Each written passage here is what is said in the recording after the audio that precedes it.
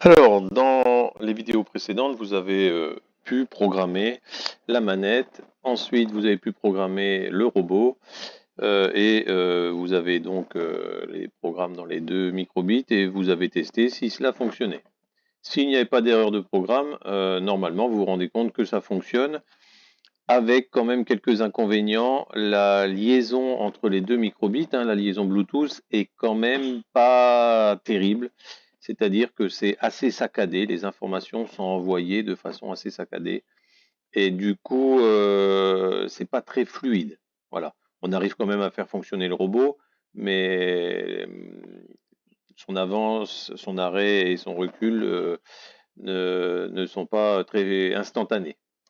De la même manière, la vidéo qu'on a fait juste avant nous a permis de programmer avant et arrière, mais uniquement quand le joystick était avancé. D'accord? Dès que le joystick dépassait 500, on allait en avant, qu'il soit à 550, 700, 800 ou 1000, on allait en avant. Il n'y avait pas de règles de nuances, si vous voulez. Hein. Ça n'allait pas plus vite quand on était à 1000 que quand on était à 800. De la même manière, en marche arrière, on n'allait pas plus vite en marche arrière quand on était à 0 que quand on était à 400. Voilà. Dans cette vidéo-là, on va voir comment programmer quelque chose de plus linéaire, de plus analogique. Hein, ici, on était plutôt sur un fonctionnement numérique. J'appuie, ça marche, je relâche, ça marche plus. Ici, on va voir que quand on appuie un peu, ça marche un peu. Quand on appuie beaucoup, ça marche beaucoup. Et quand on appuie moyennement, ça marche moyennement. Ça avance moyennement. Voilà. Alors pour cela, on va modifier le programme de départ. Il y a quelques petites choses à changer. On va changer ce bloc-là. Donc là, j'ai repris le bloc, le programme Bitbot XL. Et puis, je vais le modifier et cette fois-ci, je vais recevoir de la manette non plus seulement un mot, mais je vais recevoir un mot et une valeur.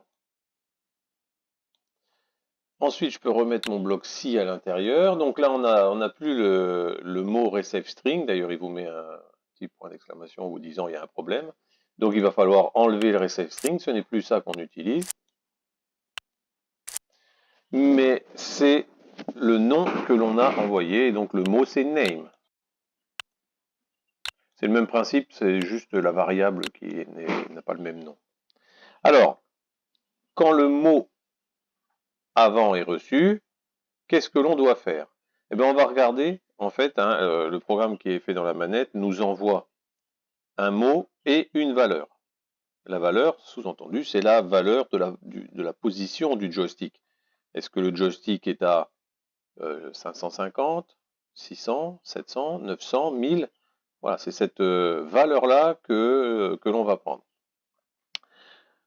La valeur que l'on va prendre ici, le problème c'est que nous, notre valeur pour la marche avant, ça va de 550 à 1023, et que ici, moi, ça va de 0 à 100%. Donc en fait, les deux plages, 550 à 1023 et 0 100%, ne correspondent pas du tout. Je ne peux pas mettre 1000% ou 1023%. Alors, pour faire correspondre deux plages, pour que deux plages de données soient proportionnelles, il y a une petite rubrique qui est faite dans les maths, c'est la rubrique projetée. Alors, du coup, on va plus lui indiquer une vitesse de 60%, mais on va lui indiquer une valeur comprise entre deux valeurs, et c'est la valeur qui va être envoyée. Donc, je prends la valeur ici.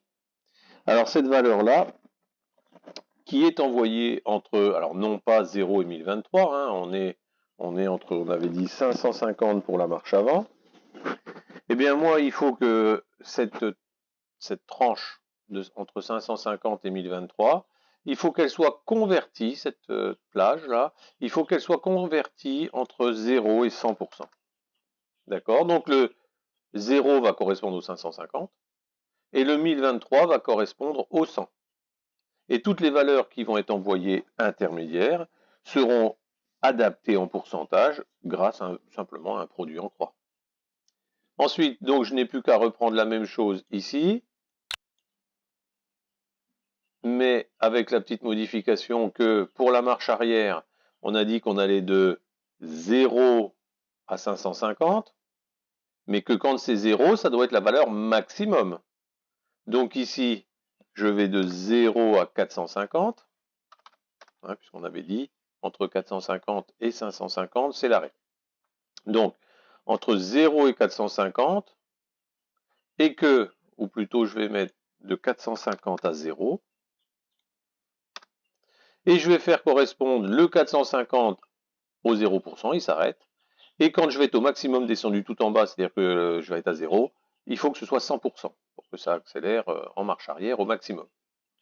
Et puis quand il envoie le mot arrêt, bon, bah là il n'y a pas 36 choses, il envoie le mot arrêt, on n'en a rien à faire de la valeur, on sait qu'on est entre 450 et 550, et qu'à ce moment-là, bah, le robot doit s'arrêter. Voilà. Donc ça c'est petite projection, hein, qui permet de faire correspondre deux plages de valeur. Ici, on était 550 1023, il faut aller de 0 à 100. Voilà, pour que ça corresponde tout seul, la correspondance se fait grâce à ce bloc-là, projeté.